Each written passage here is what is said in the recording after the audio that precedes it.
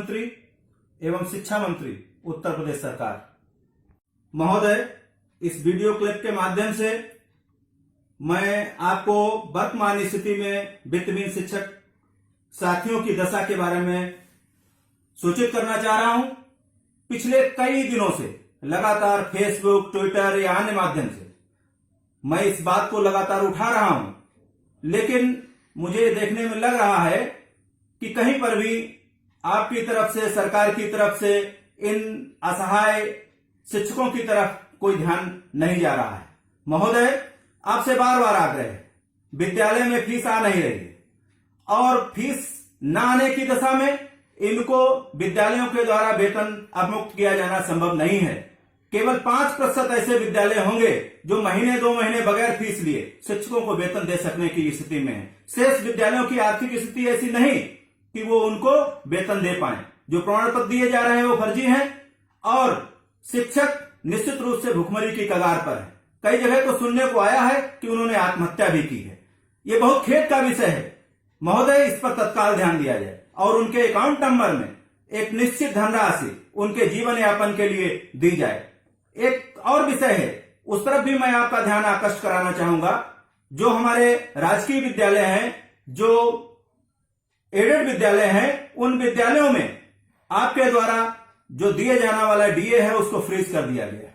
ये नितांत ही नियम विरुद्ध है और निश्चित रूप से बगैर किसी सूचना दिए, बगैर किसी की राय के द्वारा अगर ये किया जा रहा है तो इससे आपके कर्मचारी, इससे आपके सहयोगी निश्चित रूप से अपने आप को परेशानी की अवस्था में पा रहे हैं।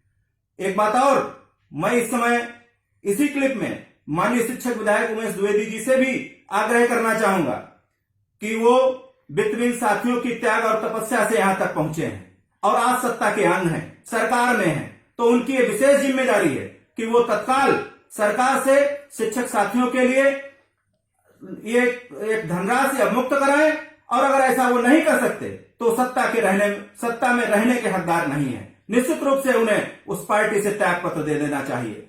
मुझे दोनों लोगों से 4 पंक्तियों के माध्यम से अपनी बात कहते हुए अपनी बात को समाप्त करना है।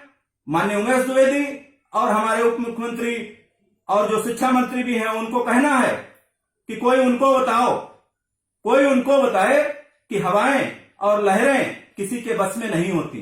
कोई उनको बताए हवाएं और लहरें किसी के बस में नहीं होती और हवाएं अफसरों की मुट्ठियों में, हथकड़ियों में, कैद खानों में नहीं रहती। हवाएं अफसरों की मुट्ठियों में, हथकड़ियों में, कैद खानों में नहीं रहती।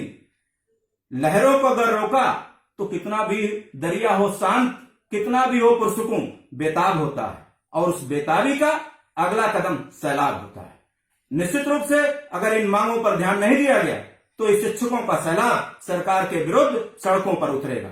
साथ ही साथ मैं सरकार को यह भी बताना चाहूंगा कि आगामी 3 तारीख को रविवार के दिन सभी शिक्षक अपने घरों में रहकर 1 दिवसीय उपवास रखेंगे सरकार के खिलाफ और अपने इस उपवास को अब ट्विटर के माध्यम से, फेसबुक के माध्यम से सरकार तक पहुंचाएंगे और निश्चित रूप से मेरा विश्वास है कि सरकार इसको सुनकर शिक्षकों की मांगों को पूरा करने के लिए बाध्य होगी। अगर ऐसा नहीं हो रहा है तो हम लोग लॉकडाउन के बाद जब ये माहौल सही होता है तो पूरा प्रयास करेंगे और एक ऐसा माहौल बनाया जाएगा कि सरकार को इन मांगों को पूरा करने के लिए बाध्य होना पड़ेगा। जय शिक्षक, जय भारत।